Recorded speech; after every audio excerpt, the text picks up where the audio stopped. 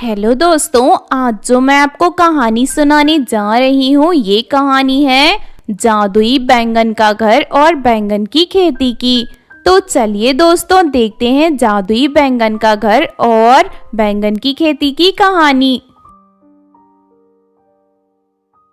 तो आपने देखा दोस्तों, इस कहानी से हमें ये सीख मिलती है कि दूसरों का बुरा सोचने वाले लोग कभी सुखी नहीं रह पाते, इसलिए हमें कभी भी किसी के बारे में बुरा नहीं सोचना चाहिए। अगर ये कहानी आपको अच्छी लगी हो तो ज़रूर लाइक करें और हमारे चैनल को सब्सक्राइब भी कर लें। और हाँ दोस्तों, हमें कमेंट करके ज़रूर बताना कि आपको कहानी कैसी लगी। बहुत समय पहले किसी गांव में गीतांजलि नाम की एक लड़की अपनी सौतेली माँ और बहन के साथ रहती थी।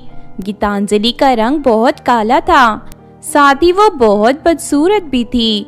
लेकिन गीतांजलि दिल की बहुत अच्छी थी, वो हमेशा सबके बारे में अच्छा सोचती थी। गीतांजलि की सौतेली माँ नंदिनी सिर्फ अपनी बेटी पल्लवी को पढ़ा रही थी।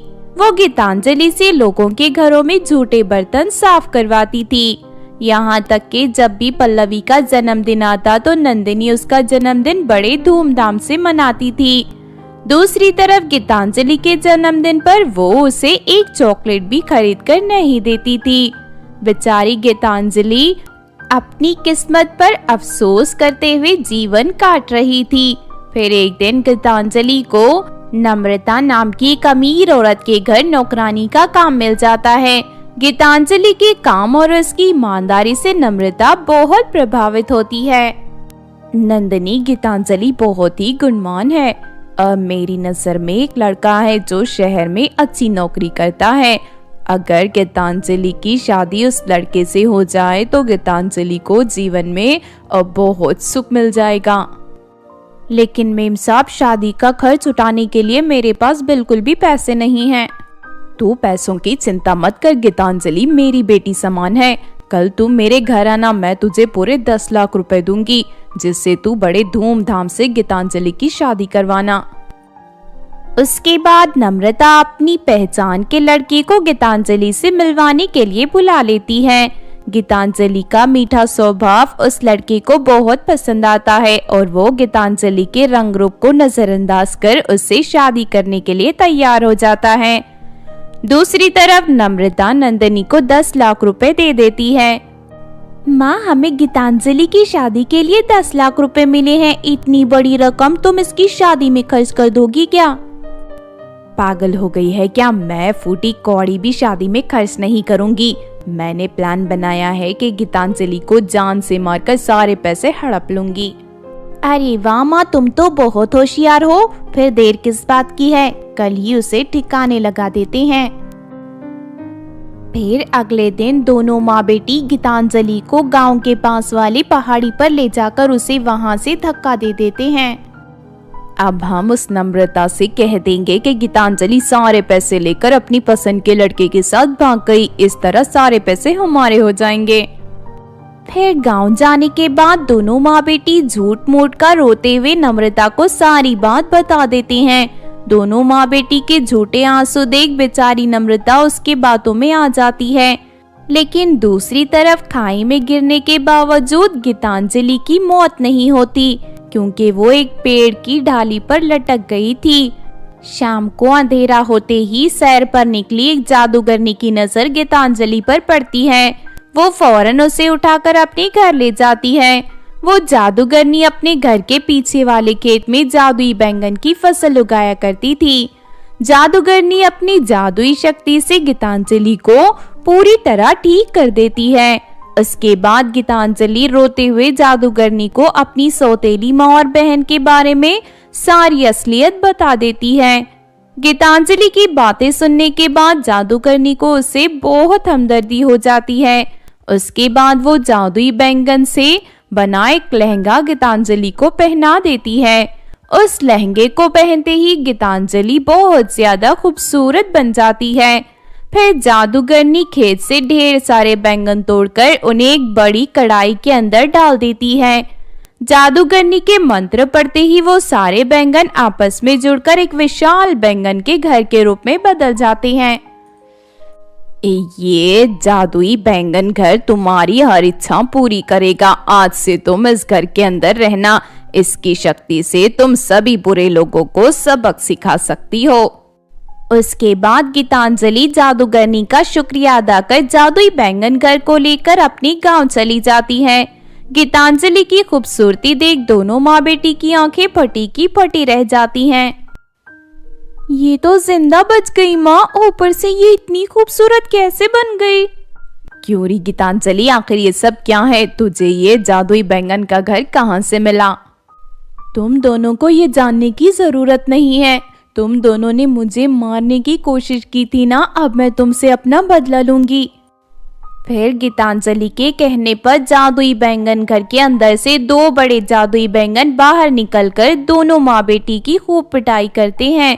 उसके बाद गीतांजलि उन दोनों को बदसूरत बनाकर हमेशा के लिए गांव से बाहर भगा देती है।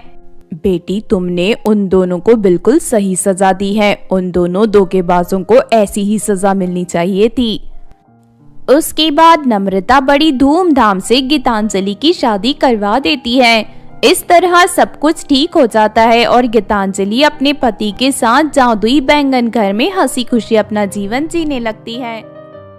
तो आपने देखा दोस्तों, इस कहानी से हमें ये सीख मिलती है कि दूसरों का बुरा सोचने वाले लोग कभी सुखी नहीं रह पाते। इसलिए हमें कभी भी किसी के बारे में बुरा नहीं सोचना चाहिए। अगर ये कहानी आपको अच्छी लगी हो तो जरूर लाइक करें और हमारे चैनल को सब्सक्राइब भी कर लें। और हाँ दोस्तों, हमें कमेंट करके जरूर बताना कि आपको कहानी कैसी लगी। बहुत समय पहले बादलों के ऊपर सुंदर फूल से बने दो जादुई बड़े घर हुआ करते थे। उन दोनों घरों में शीला और लीला नाम की दो परी बहनें रहती थी। शीला बहुत ही नेक और दयालु थी, जबकि उसकी बहन लीला एक दुष्ट परी थी। वो दूसरों को परेशान करने का कोई मौका नहीं छोड़ती थी। फिर एक दिन लीला पृथ्वी पर सैर करने जाती है। तभी वो देखती है कि कुछ लड़कियां एक गार्डन में बहुत बड़ा केक लेकर जा रही हैं। उस केक को देख लीला के मुंह में पानी आ जाता है। अरे वाह, ये केक तो बहुत स्वादिष्ट लग रहा है।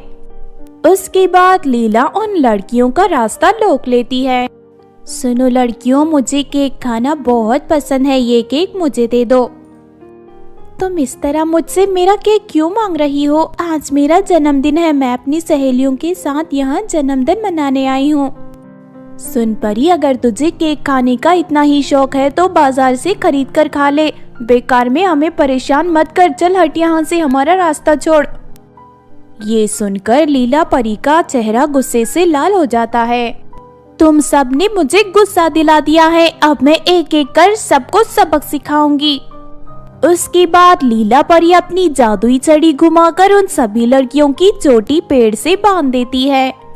अरे मुझे बहुत दर्द हो रहा है, मेहरबानी करके मुझे नीचे उतारो। देखो परी, अगर तुम्हें केक खाना है तो तुम खा लो, लेकिन हमें नीचे उतार दो। केक तो मैं खाऊंगी ही, लेकिन अब मैं तुम्हें नीचे नहीं उतारने वाली। तुम इस तरह पेड़ पर लटकी रहो। उसके बाद लीला परी उस केक को उठाकर हवा में उड़ते हुए अपने घर चली जाती है। क्यों लीला, लगता है आज भी तूने किसी से केक छीना है। देख, ये सब हरकतें बंद कर दे, वरना एक दिन तुझे बहुत पछताना पड़ेगा। देख शीला, तू अपने काम से काम रख, मुझे तेरी नसीहत की जरूरत नहीं है। चल जा यहाँ से और मुझे केक खाने दे। इस तरह लीला अपनी बहन के साथ भी हमेशा बुरा बर्ताव करती थी। फिर एक दिन लीला परी 4 जवान लड़कियों को पकड़कर अपने घर ले आती है। अरे आखिर तुम हमें यहाँ क्यों लेकर आई हो? हमने तुम्हारा क्या बिगाड़ा है? हम तुम्हारी हाथ जोड़ते हैं, दया करके हमें हमारे घर जाने दो। तुम सब चाहे जितने भी गिड़गिड़ा लो, मैं तुम्हें नहीं छोड़ने वाली। बस तुम सब थोड़ी देर के मेहमान हो, मैं अभी तुम सबको जान से मारने वाली हूँ। तभी शीला को उन लड़कियों की रोने की आवाज सुनाई देती है। अरे ये क्या लगता है, आज लीला लड़कियों को पकड़ कर लाई है। उसके बाद शीला अपनी बहन के घर पहुंच जाती है और उसे डांटने लगती है। अरे ये सब क्या है? तो इन लड़कियों को पकड़कर यहाँ क्यों लाई है? चल इन्हें यहाँ से जाने दे। देख शीला, तू मेरे काम में दखल मत दे। आज मैं इन लड़कियों को मार कर इनका सूप बना कर पीऊंगी। अरे तू पागल हो गई है क्या? ये कैसी बहकी बहकी बातें कर रही है? तेरा दिमाग तो ठीक है ना?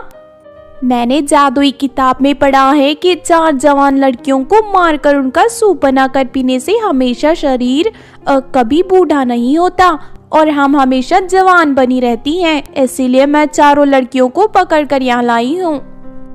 नहीं नहीं, हमें छोड़ दो। हमारे घर पर कमाने वाला कोई नहीं है। हम सभी गरीब हैं और दिन रात मेहनत मजदूरी करके अपना घर चलाती हैं। दूसरी तरफ शीला परी अपनी बहन को समझाने की बहुत कोशिश करती है, लेकिन लीला बहुत ही जिद्दी थी। वो उन चारों लड़कियों को मारने के लिए बड़ा सा चाकू उठा लेती है, लेकिन तभी अचानक उस जादुई फूल के घर के अंदर से एक बड़ी रस्सी प्रकट होकर लीला को जकड़ लेती है। अरे ये क्या, अचानक यहाँ रस्सी कहाँ से आ गई? मैं अपनी आंखों के सामने मासूम पर अत्याचार होते कभी नहीं देख सकता, इसीलिए अब मैं तुझे सबक सिखाऊंगा। फिर जादुई फूलगर उन सभी लड़कियों को आजाद करके उन्हें एक जादुई कालीन पर बैठाकर धरती की ओर भेज देता है। उसके बाद जादुई फूलगर ढेर सारे बड़े कांटे प्रकट कर देता है। फिर वो सारे कांटे लीला के शरीर पर हमला कर देते हैं। अरे मर गई रे, मुझे बहुत दर्द हो रहा है, कोई बचाओ मुझे, मेरी मदद करो। देखते ही देखते लीला खून से लहूलुहान हो जाती है। उसके बाद जादुई फूलगर लीला परी को एक बिल्ली के रूप में बदलकर नीचे धरती पर फेंक देता है। फिर उस दिन के बाद से बिल्ली बनी दुष्ट लीला सड़कों पर भटकने लगती है। जब भी उसे भूख लगती है तो वो कचरे से खाना चुरा कर खाया करती थी। इस तरह लीला को उसके बुरे कर्मों का फल मिल जाता है। तो आपने देखा दोस्तों, इस कहानी से हमें ये सीख मिलती है कि जो लोग अपनी ताकत के घमंड में आकर मासूम पर अत्याचार करते हैं वो ज्यादा दिन बच नहीं पाते। एक ना एक दिन उन्हें अपने द्वारा किए गए बुरे कर्मों का हिसाब चुकाना ही पड़ता है। अगर ये कहानी आपको अच्छी लगी हो तो जरूर लाइक करें और हमारे चैनल को सब्सक्राइब भी कर लें। और हाँ दोस्तों, हमें कमेंट करके जरूर बताना कि आपको कहानी कैसी लगी।